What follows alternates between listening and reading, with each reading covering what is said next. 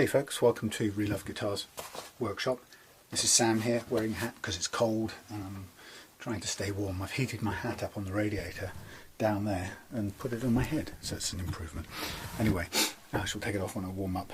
But first of all, this is a very quick video and it's in response to Sally, who sent me a message today.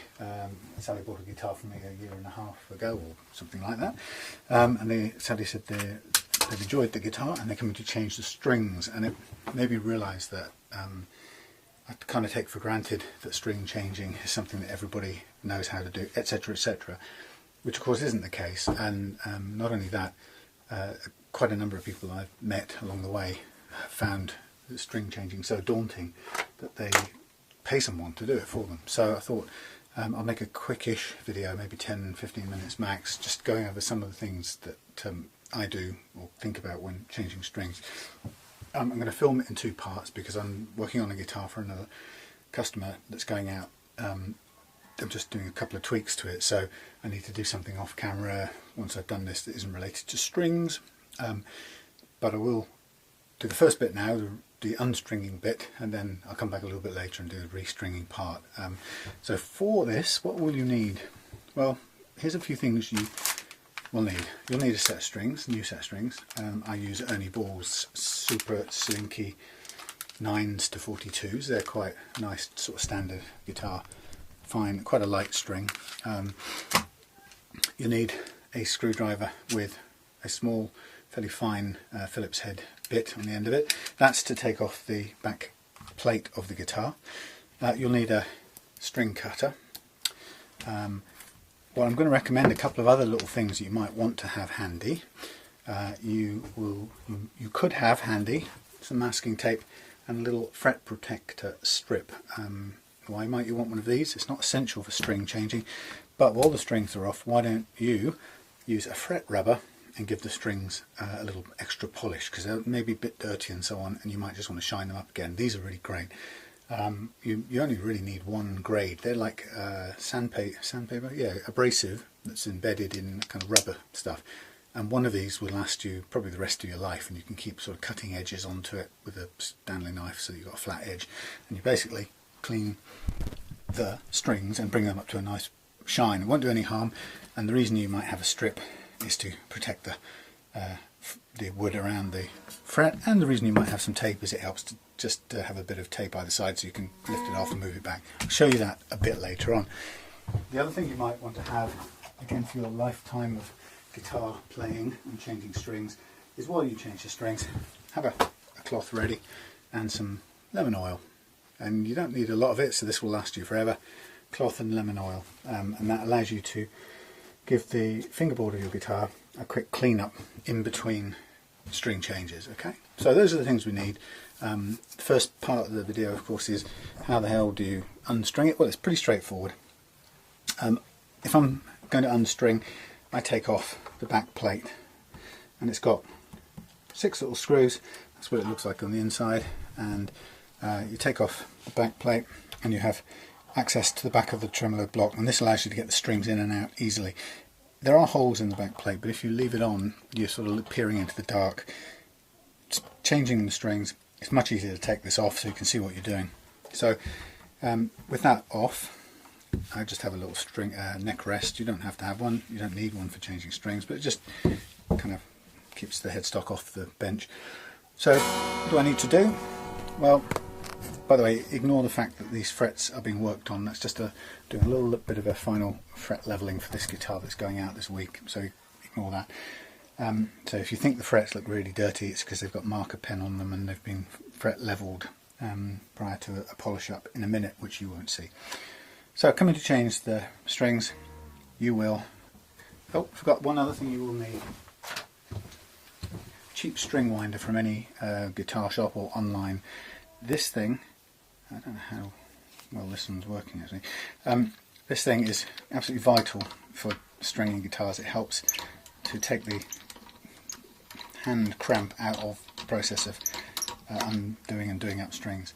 So you slacken off, and on these guitars, this is a guitar with split post tuners. I'm going to move you around, hopefully you'll be able to see, but I'm conscious that this thing doesn't zoom in very well, or it goes a bit out of focus if you're too close. So we have what's called a split post tuner, and this allows me to poke the string in. You don't have any string sticking off the end. Other tuners where you go right through the post, through the tuner post, are different. They have string sticking out the end. So this is a particular kind. So once I slack them off, it tends to come out in a coil. So I unwind this one, and you'll see as soon as it reaches a certain amount of slack, I can just pull it up and it comes away in a coil and just basically comes out of that hole. It's been bent into that hole. You'll see when we come to do it up again.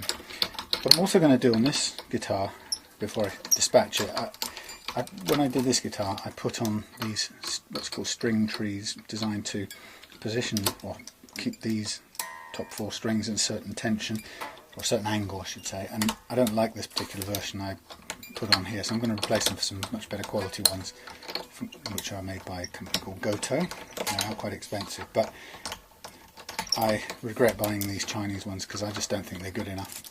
So in the interest of doing things properly, I'm going to, in this case, replace these. So again, you won't normally need to do this, so look away if you like, but Sally, if you're watching this, this is me slightly upgrading your guitar before it comes back to you, or before it comes out to you I should say. On Friday you should get it. So I just take those away, and I'm going to replace them with, let's say, a much nicer quality of string tree, and put these on, and then we'll get back to the stringing part in a moment. These are very fiddly and small, and if you've got cold hands, as I currently do, you can stand a very good chance of losing them.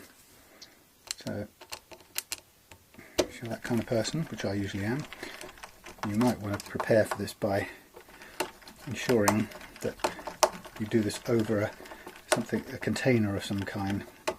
Now this is a much better string tree, and it also holds the string much lower than those other Chinese things. They're completely, I think they're inadequate, unfit for purpose, so I'm taking them off any guitars I put them on, and I'll put the quality stuff on because that's what we're about.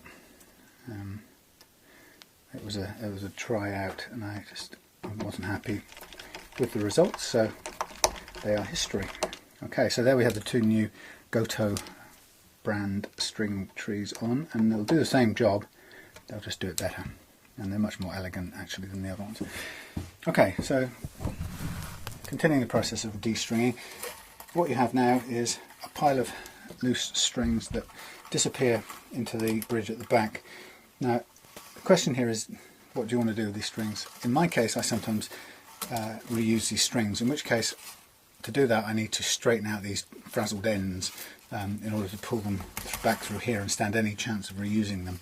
You don't have that problem. I hope you're going to throw them away, so this is the point at which you take these and you just at this point snip them wherever you like, and you leave yourself with one handful there, and then you've got, going through the bridge, you can take these up in a big handful if you can get them. I said if you can get them. Turn your guitar over. I hope you can see this, and then poke them out through the tremolo bridge, and you can see them, hopefully you can see them sticking out there. And there's one that's not playing the game. Were they all through? Yeah, all 6. And then you can pull them all through like this.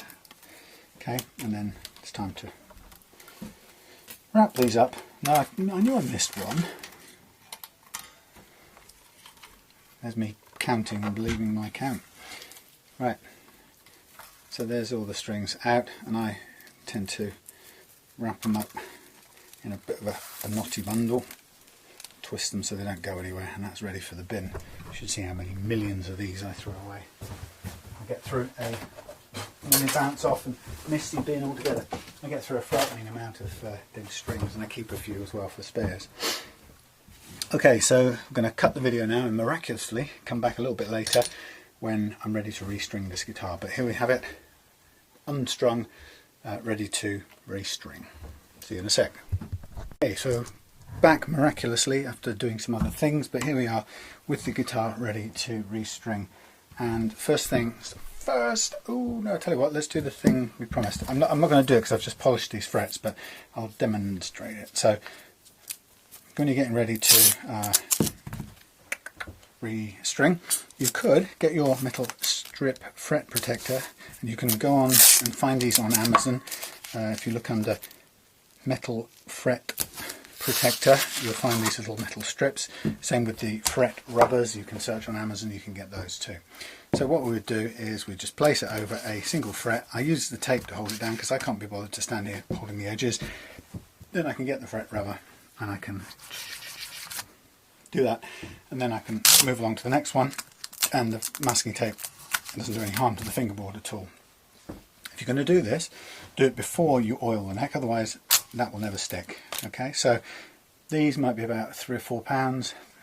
The strip might be about £3 or £4. Get a couple of those, and your tape is about £1. So that will keep you going for guitar after guitar. So that's a really good thing to do, and you'll clean up your frets and give them a nice, fresh, shiny feel. Obviously, it won't transform frets if they're worn out, but anyway. So here we have next bit, old rag, lemon oil. And I'm going to squeeze some of this onto my finger, and I'm dabbing it fairly quickly onto the frets in a big stripe, and then I'm going down the fretboard to the end and just colour it in both directions. Now you don't want loads of oil on here, you just want enough to sort of sink into the wood a bit and bring out its colour. So as soon as I put the oil on, I switch to another bit of the rag, and I'm just then whizzing over it again to take off the oil that's sitting there, any excess oil, because you don't want tons of oil on the fingerboard. So you kind of wipe it off. You could use a kitchen roll for this, it doesn't have to be a cloth. As I say, I'm just going over it a couple of times with the rag just to make sure that it's got the oil on it, but it's not sat there in big drips. Okay, so that's the preparing the fingerboard. Polish your frets if you want to. Oil the fingerboard, and now we're ready with the strings, or ready to do the strings. So stringing time. Here's my set of Ernie Ball Super Slingy 9 to 42s. And what I'm going to do is I'm just going to put them all through one after another, and to do this I'm going to use something which is somewhere, it's sitting over here. I'm going to use my little amplifier just to lean the guitar up against, because what I want to do is I just want to, no, it won't do it, maybe it will. I just want to feed all these strings through without, what's the word? Yeah, just moving the guitar around. So what I'll do is I'll just unplug this a minute and show you. Fly you. Guitar falls over. So you might want to prop it up if you're going to do this better than I've just propped it up. So coming around the back of the guitar, if you think about it, your fat string is at this end, your thin string is down there. So the fat string goes through the back, through that hole there, and it comes out the other side. It's hitting the amplifier at the moment. And you do that with all your strings, okay? 6th, fat 1, E, then fat 1, A, and so on, down to the thin one at the bottom. Okay? Let's see if I can put you somewhere where you can see this. Sorry about this. My camera system isn't the best in the world. Okay. Yeah, maybe you can see it. Get that out of the way. That's probably an even better way of doing it. So,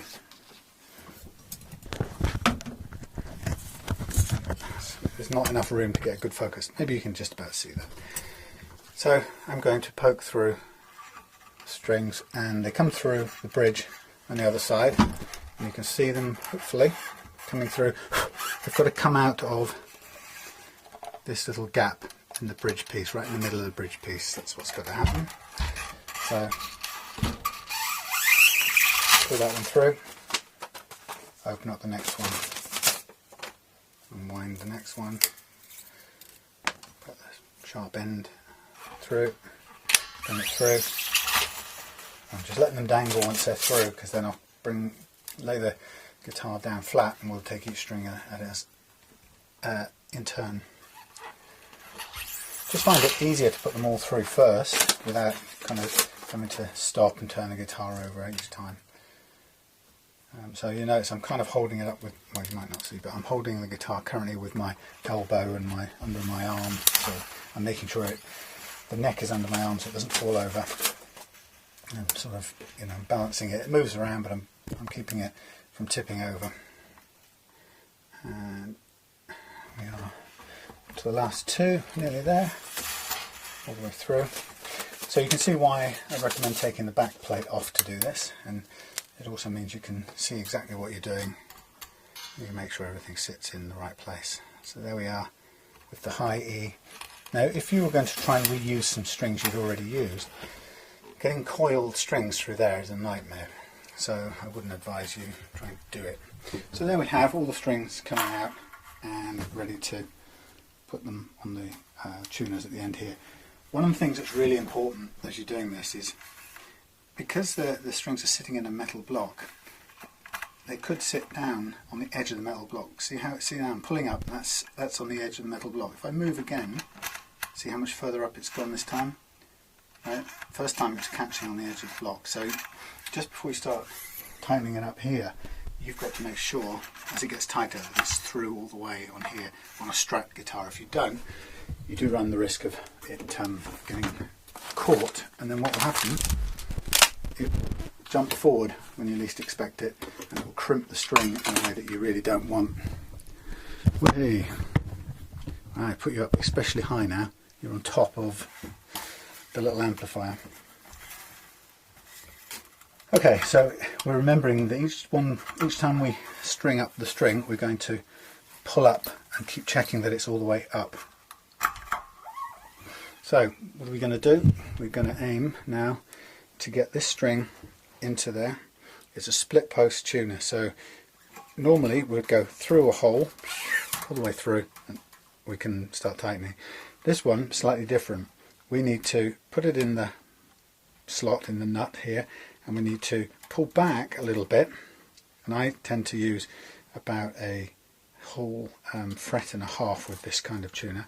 Pull back, so we tighten it there in line with the post, and then just pull back by lining a finger up with the fret like I've done there. Pull back about a fret and a half, and we're going to cut there. Okay, so basically you can do it another way. You can measure it, you can pull it straight and say, okay, about 1.5 inches, or if you want 2 inches is good. So I'll cut it 2 inches. You cut it, you've got to make sure you're measuring it against the right post. This is the first string, first tuner, 2 inches, cut. Okay, so now this is where it gets good. I don't know how well you can see this. Now what I'm going to do is you take the sharp end of it, and for a start you push it downwards, straight down into the middle of this thing. Then you bend it over the edge, which has a split in it, and then you hold it there and pull it out the way, so it's now pressed downwards over the side and round, and I'm holding it under tension. Okay, and you can probably see how I'm doing that. Right, and if you're going to tighten your strings and replace strings, it's quite good to get used to doing this by keeping things under tension with different parts of your hand. It seems a bit over the top, but it makes life a lot easier.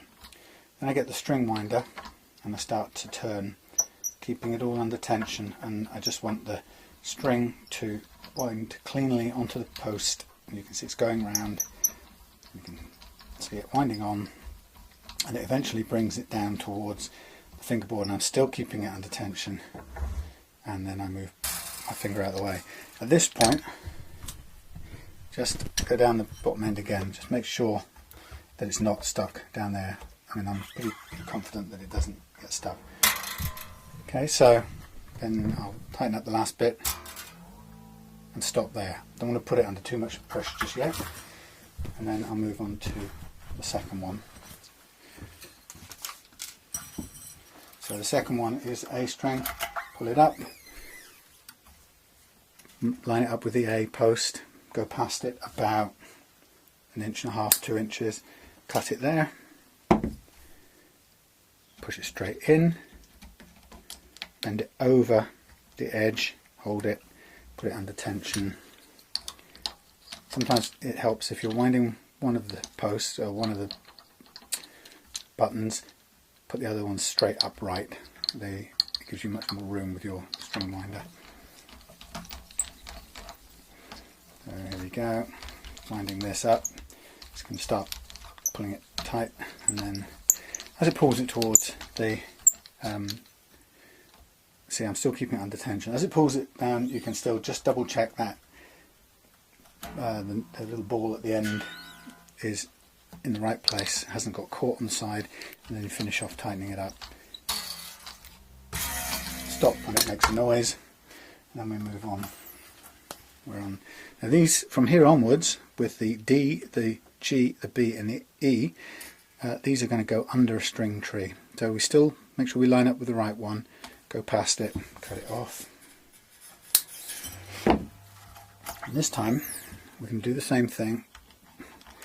You can go either side, whichever suits you, wrap it round, hold it under tension. If you don't hold it under tension, it'll slip out of that middle post. But notice now I've put it underneath the string tree as well. So that's all part of the equation. And I'm going to wind it up with that string getting ready to be caught by the string tree.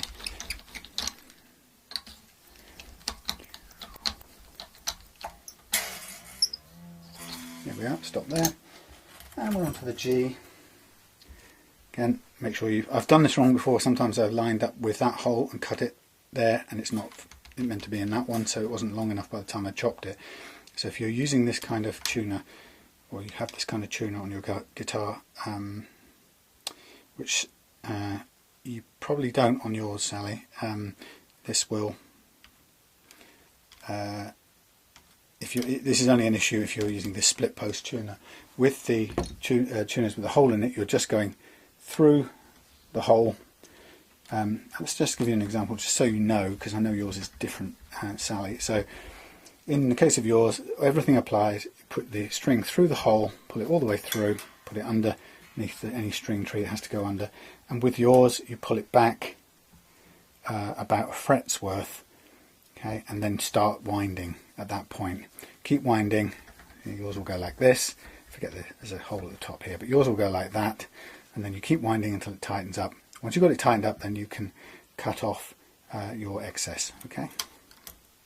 But this is slightly different technique, only because of the type of tuner it is. So on this one, I'm just going past, checking which one it is. This is a G, there's the G, there's 2 inches past it, or 1.5 inches. In the end, or in the case of yours, Sally, through. You obviously, with a one that goes all the way through, you don't have to hold it quite the same, but you still do need to keep it under tension as you're winding it in. So this one-handed sort of tension thing does come into play when you're doing it. The only thing that's different is just the way of fitting it through the peg, really, or the post, I should say. Now, once it goes through, if you have string trees, just make sure they line up sort of horizontally at this point. And then we come through, line up the next one, up to the B post, 2 inches past. And the reason I'm so particular about doing that is, as I say, I've been caught out before, and that will cost me a whole set of strings if I clip it wrong. Okay, so this one I'm holding it under pressure. The thinner strings are likely to try and jump off quicker than anything else, so if you're using this kind of tuner, you've got to keep it really carefully under tension. Once you've got a few winds around it, it's fine, it'll stay on and you can speed up. But it's just that first bit that it will possibly want to jump out. And now we're on to the final one.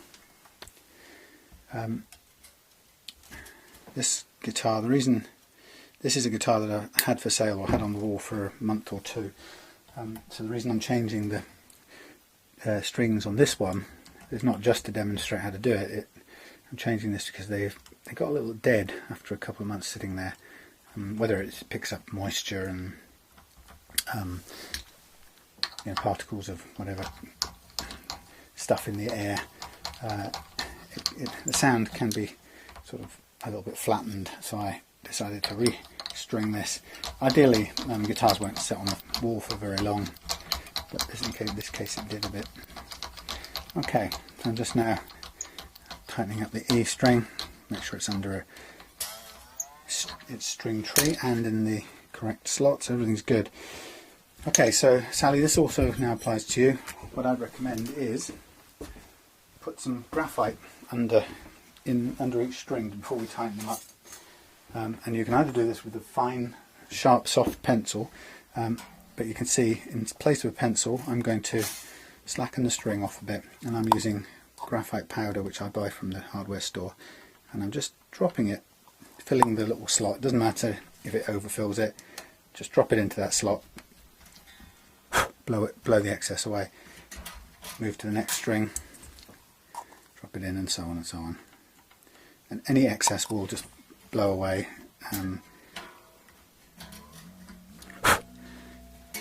But it's a lubricant and it helps the string to move in and out without grabbing, and it helps the tuning for it to be able to do that.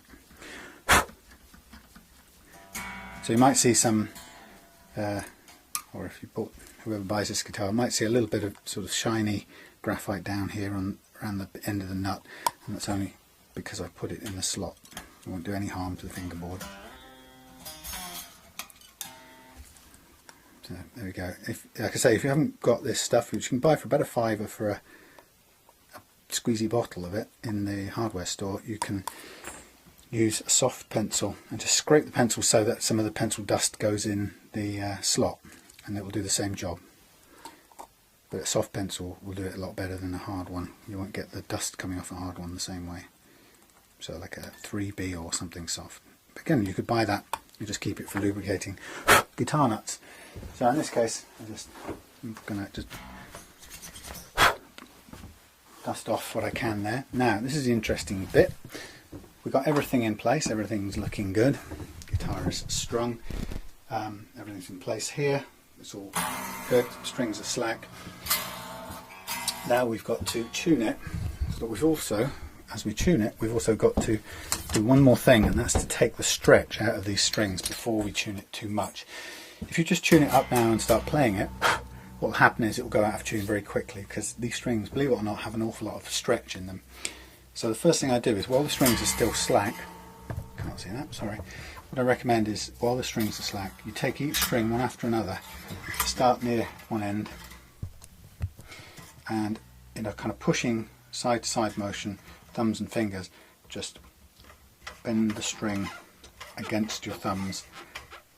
You can see what I'm doing, and just keep it. You can actually feel the stretch coming out of it, the excess play. You can feel it coming out. And so I recommend you go up and down each string once, and believe it or not, do a little bit up there as well, because there's still stretch in there. Then move to the next string, kind of pick it up in your hands, move it. Do this. This is a difficult one to describe. The feel is you kind of know how much to do it without breaking it.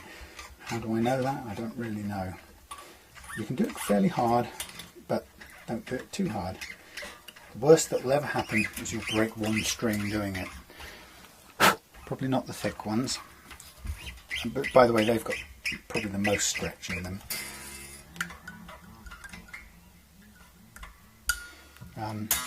But you'll probably, if you're going to break one at all, it will be the top E, something like that, the very thin one. And I've broken one, not doing this, but I used a tool, a plastic tool for stretching strings once before, and that broke strings at an alarming rate, so I stopped using it and go back to using my fingers, which will do something. It'll make your fingers go black probably and indented, but it'll get the stretch out of them.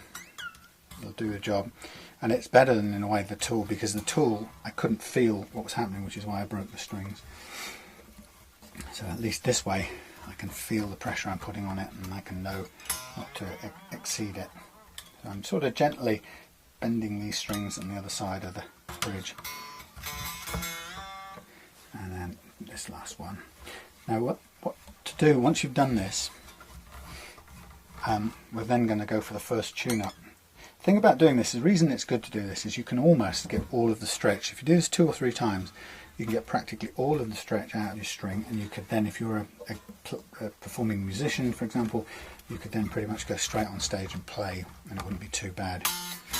So first thing we're going to do now, having done one stretch, is I'm going to put on my tuner or my amp, get a note and tune it.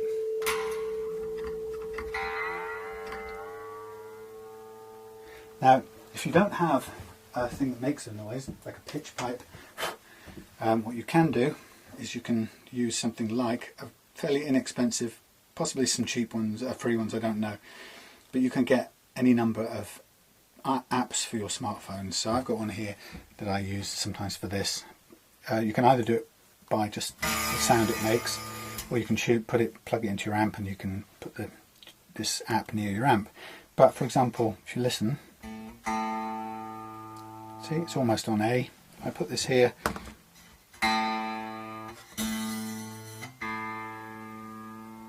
Too high.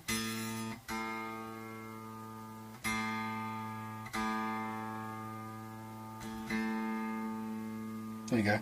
So that'll do for now. Right, so either use a pitch pipe or something that makes the right noise and tune it yourself, or you can use an app. Now, once I've done that, there's a very simple way after that you can tune up quickly, and that's to fret the string. Let's see, we know that one's in tune now. If I fret this one on the 5th, that should be the same as that one open. 5th is the same as the next one up, open, until you get further up. I'll show you how it goes. 5th is the same as the open, so yep, 5th equals the open one. We know that one's right. 5th equals the open next one.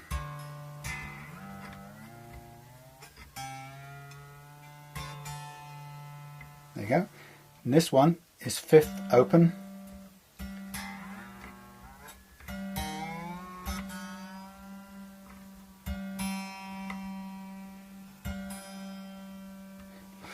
From that one it changes. This one becomes 4th and open, just on the G.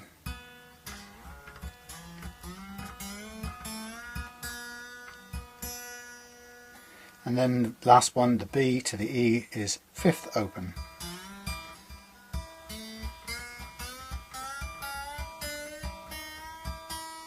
So a very quick. Now I've noticed it's going out of tune straight away. That's because there's still slack in it. So I'll just quickly tune it again, because I want to show you how much out of tune it goes when we bend it again.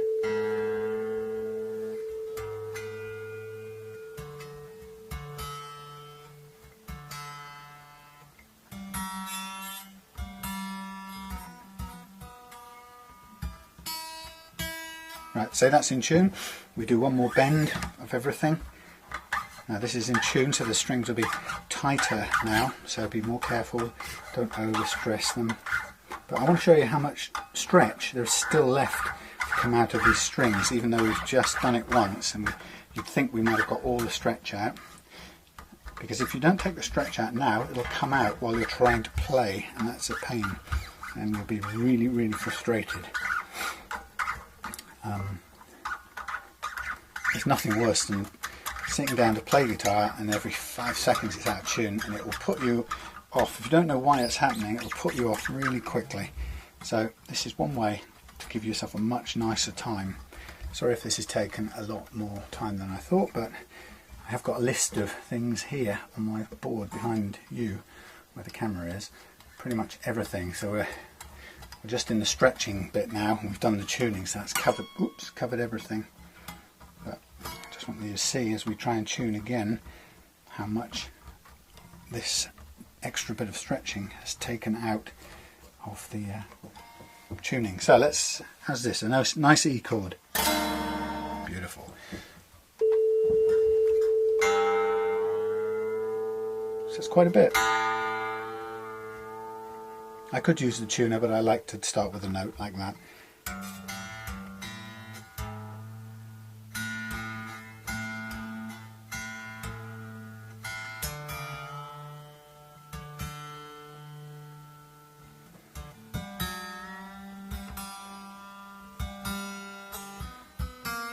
Notice I switched down there on the G string to the 4th and open.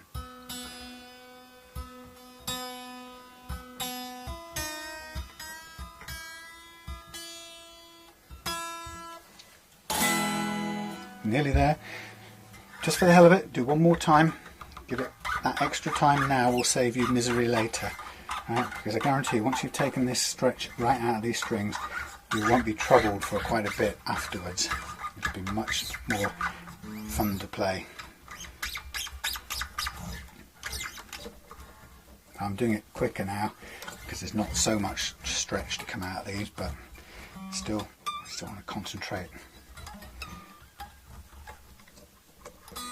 And eventually they will settle down. Even if I leave a bit of stretch in this one now, there will be a point at which it stops stretching. Try the E chord. Not bad, you see, we're almost there.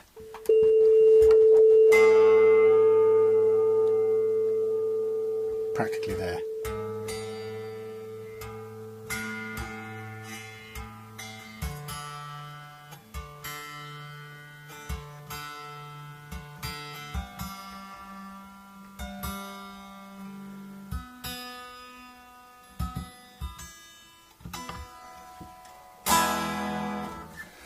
Okay, and I'll do a little bit of stretching. I hold it right down at the end so it doesn't pull out of the I don't want it pulling out of the nut. I'm just doing a little bit of upward stretching, and again this is where you just got to learn by feel, just to get the last bit of stretch out of these strings. And then I'm going to tune it in this position, not lying on its back. Okay, with this one more time. Now I'm using a different technique now. I'm using the harmonic, 5th string harmonic. It's quite useful. 5th string and harmonic on each string, except for the G. It's the funny one. 5th string harmonic. 5th harmonic here is the same as the 7th harmonic on the one next one. So fretting it, it's 5 and open. Harmonics, it's 5 and 7. Weird, but it works because you can really hear, I don't know, it's even better through an amp, but you can really hear the difference. If I tune, first of all, the A, which is the note I happen to have on my amplifier, you can hear when it's off, hear when it's on. Now you can really hear the difference between, remember, 5th and 7th. So, hear the difference?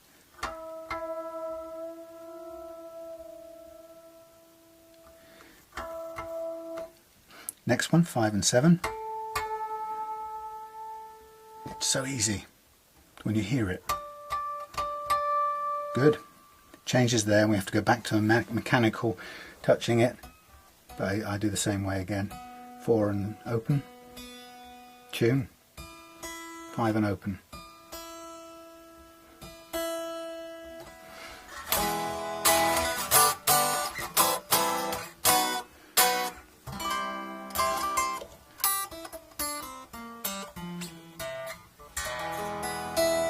There we have it.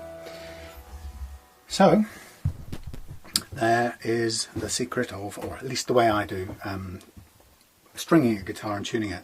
One last little bit to do: replace the cover on the back. Good idea if you're doing this at this point is when you turn it over, just put something soft down so that it supports the guitar and it's not pressing the strings directly into the frets. Or it will press on the frets, but not into the wood, or it protects the fingerboard. Sorry, what am I saying? And then you find your screwdriver and your plate.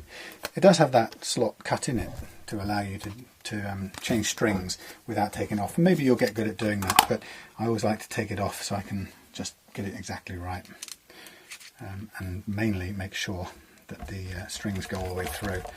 And then line up these holes before you do anything up even vaguely tight.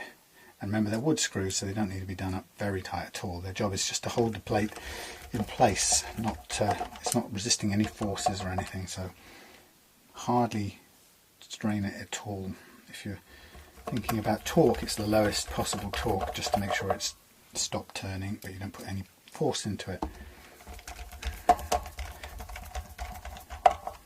There we go, 2 more to do and we are finished. Okay. And one more little tip, if you want to, and I think Sally, if you're watching this, whoops, you've done pretty well changing the strings after a year and a half. But I would recommend, if you play it a fair bit, change the strings more regularly than that, because it's very satisfying to hear the difference or feel the difference in how they feel. But one more little recommendation is, when you've played it, even for half an hour, whatever it is, get yourself some, when you finish playing, get yourself some tissue paper, and simplest way, you can buy little tools for this, but even if you haven't got it, get some toilet paper, just hook it under the string, grab it with your thumb so it pulls a little kind of sack or whatever, you know, you're pulling it up. You can push it all the way through like this if you like, and then just hold it around the string and gently pull it up and down the string like that a couple of times, and do it for every string. And if you played it for half an hour, you'll get a black line, which is the grease and the oxidization from your fingertips will appear on there. But that, and then a rub across the top like that, and that will give your strings a lot longer life, sounding really good, and you can play it for a lot longer. Okay, so there you go. Real Love Guitars. I'm Sam. Hope you've found something in there useful. Just the things I do. It's not the only way, so let's not get into an argument about it. There's too much argument in this world, as you probably can tell from the news recently. Just one way of doing it. If you've got better ways, please do them. This is just in case you were somebody who may have been worried about restringing. I know people have been, so there you go. Hope that was useful. And Sally, if I've messed up and referred to this as your guitar, apologies, it isn't your guitar. You've got your guitar. This guitar is going to somebody else later this week. Hence, when I was referring to it, I think I was talking about changing your string trees, but it's not yours. But it was, the whole video was prompted by you, so thanks, Sally, and good luck changing your strings, and I hope it was useful.